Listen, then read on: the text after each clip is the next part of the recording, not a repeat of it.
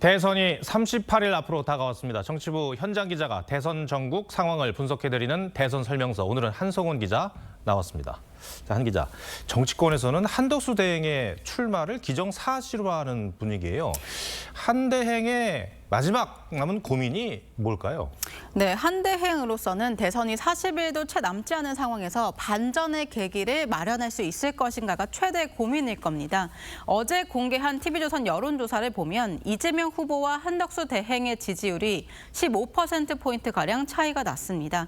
그나마 이거는 이 개혁신당 이준석 후보와 단일화가 된 양자 대결 상황이고 3자 대결로 가면 격차는 더 벌어지는 겁니다. 예.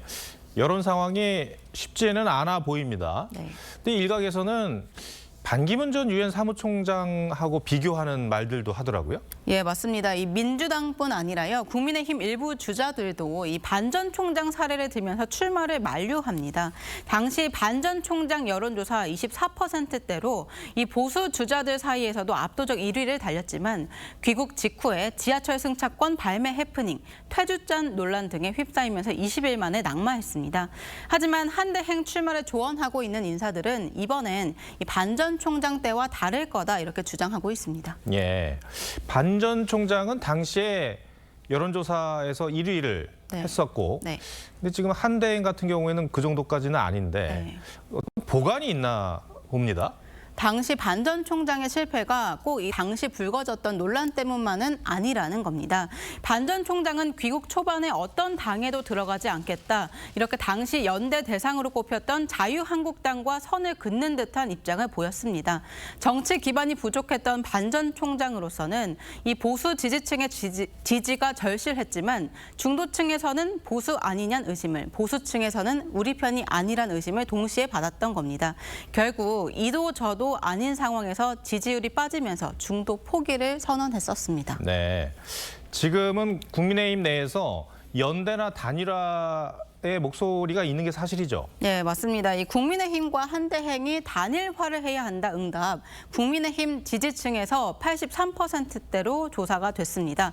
국민의힘 경선 주자 모두가 한대행과의 단일화를 논의하겠다는 입장을 밝힌 것도 이와 무관치 않아 보이는데요. 반 전 총장의 낙마 이유 가운데 또 하나로 꼽히는 건 외교관 출신 특유의 모호하고 원론적인 메시지로 일관했다 이런 점이었습니다. 국가를 위해 헌신하겠다 이런 말 외에 뚜렷한 정치적 메시지가 없었던 건데요. 한대행은 출마를 할 경우에 왜 자신이 출마를 해야 하는지 그 명분을 강조하는 데 주력할 걸로 보입니다. 한대행 측 얘기를 종합해 보면 자신이 대통령이 돼야 한다 이런 대망론이 아니라 과도기 정부 수장을 맡아서 개헌을 완수하겠다는 역할론을 내세울 가능성이 높아 보입니다. 네, 어쨌든 이제 한대행의 거취가 초미의 관심사로 떠오른 건 사실이고 지켜봐야겠습니다. 네. 민주당 얘기도 해보죠. 오늘 호남 지역 경선 결과 발표가 됐는데 네. 이변은 없었습니다. 예, 사실 이재명 후보 1위 여부보다는 득표율이 관심이었는데 88.69%라는 90%에 육박하는 득표율을 얻으면서 사실상 승기를 굳혔습니다. 지난 20대 대선 경선 때 10%포인트, 20%포인트 격차로 압도적 승리를 이어가던 이재명 후보, 전남과 광주에서만 이낙연 후보에게 득표율이 뒤처졌었는데요.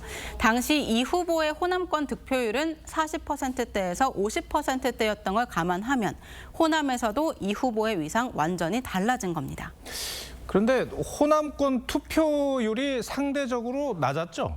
예, 70%였던 영남권, 57.8%였던 충청권보다는 다소 낮은 53%대로 집계됐습니다.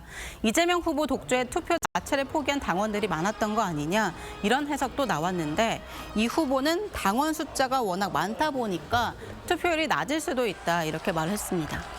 네, 알겠습니다. 자, 한성훈 기자 잘 들었습니다.